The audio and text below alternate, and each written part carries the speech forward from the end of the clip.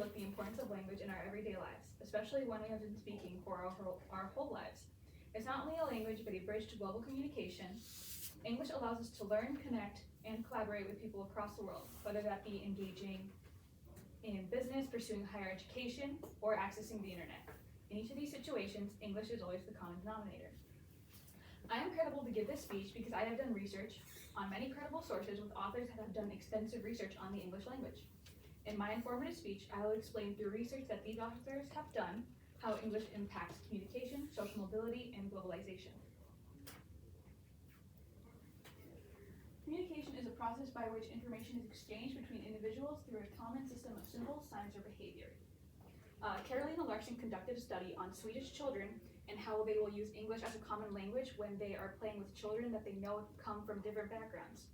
In children's use of English as lingua franca in Swedish preschools, she says the answer is multifaceted, since children speak English for an array of pragmatic purposes: to get attention, to signal emotional stances, and for purpose of emotional organization.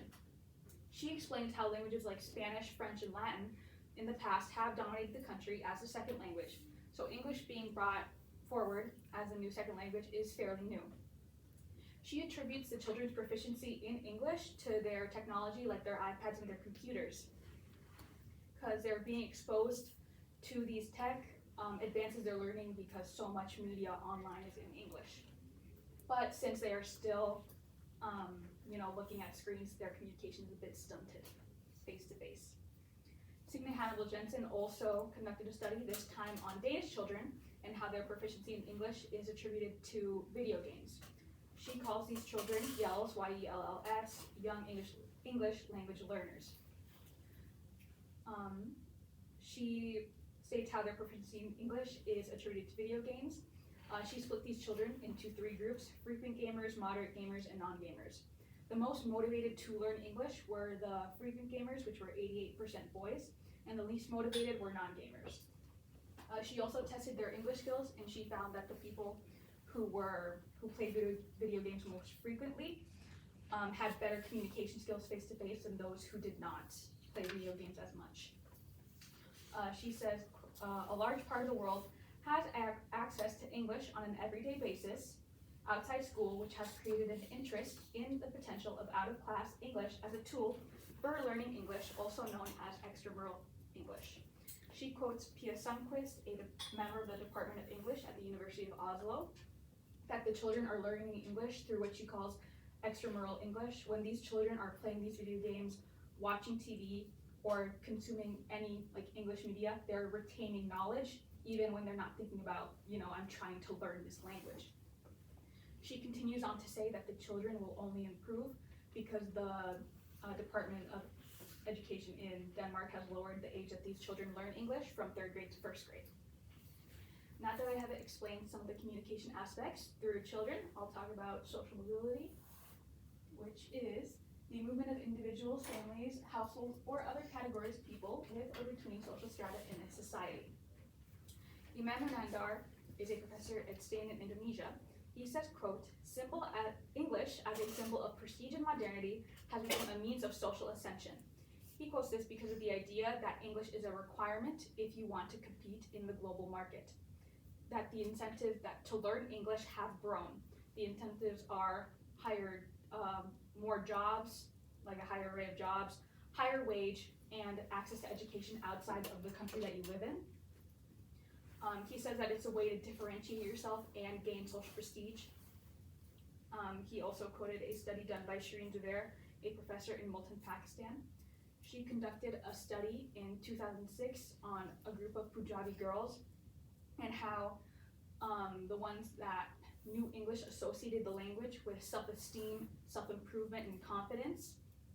And those girls who were in that group that associated themselves as more low profile, the people who knew English were encouraged them to learn the language to expand their social mobility and kind of secure themselves a job if they wanted to be, something like a teacher, which knowing English almost secures you a job in that field.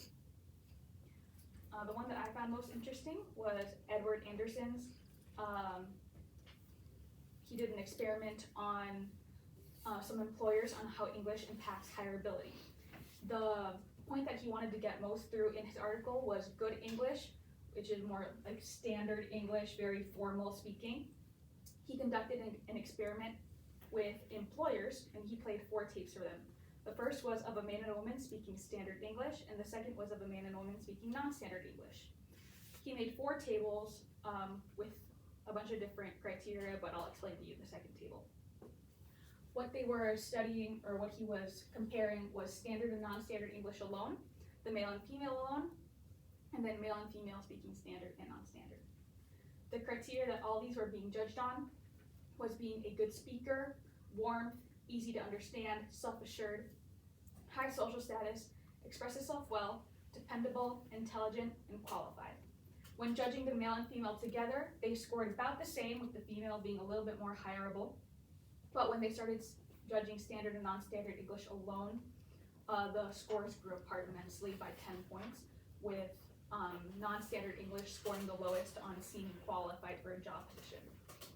And when looking at both men and women speaking standard and non-standard English, the man speaking standard English was the most likely to be hired. And even when they said that they did not take English speaking ability into account, their answers that they gave said otherwise. Now that I have talked a little bit about social mobility, I'll move on to globalization. A simple definition of globalization is the integration among people, businesses, and governments worldwide. English has globalized due to English media being everywhere. 70% of films on TV and cinema in Europe are Hollywood products. Youth is consumerist, Coca-colonized. This is a quote from Robert Phillipson in TESOL Quarterly of Volume 43. He emphasizes that US products are becoming more familiarized in Europe, and other languages are being put on the back burner. And now I'll look at Vorarlberg, Austria. Julia Davidova and Angelica Ilg set out to answer 2 questions in their article, English as a World Language, in Traditional Context, Evidence from Vorarlberg. Their 2 questions were what meanings are attached to the local language and what meanings are attached to English.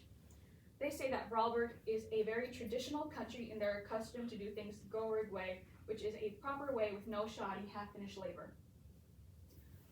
They state that German is still very much the language of instruction, like in schools, but English is now becoming the secondary language, but at the expense. Languages like Spanish and French are being put on the back burner. They also gave 2 questions, the 2 that I found most relevant were when children use X language in school, they're more likely to be successful. On a scale of 1 to 7, English scored the highest, but when they were asked language X is best suited for communicating with family and friends, the Vorarlberg dialect scored highest. The authors also closed the article by saying the Vorarlbergers associated English with social attractiveness, social status, and cosmopolitanism. In my speech, I explained how English has expanded globally, expands social mobility, and allows people to communicate even with cultural differences and provides more opportunity. Given these points, remember knowing English does more than help us get by, and it opens up opportunities and is essential to success globally. Thank you for listening.